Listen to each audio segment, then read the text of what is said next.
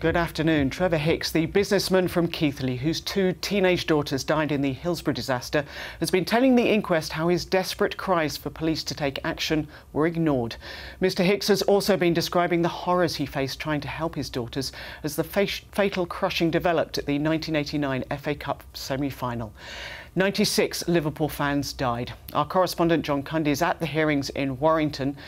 John, what ways does Mr Hicks say that he's... NHS workers across Yorkshire walked out on strike this morning in a protest over pay. Several unions representing staff from nurses and paramedics to hospital porters took to the picket lines for 4 hours. Some services were disrupted, but unions had planned with hospitals to ensure that essential care continued. Our health correspondent Jamie Coulson reports. The number of independent stores opening up on the high street is rising more quickly in Yorkshire than anywhere else in England. Figures from the British Independent Retailers, author of a report which revealed 1,400 children in Rotherham were sexually exploited, will be questioned by MPs this afternoon. Professor Alexis Jay's report revealed what she called blatant failures to protect vulnerable people. With more details, here's Dave Edwards.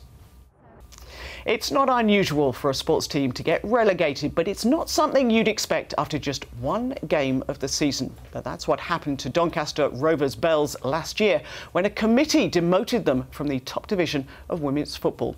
Well, in an act of true Yorkshire grit, the Bells are fighting back. Ian Bucknell reports.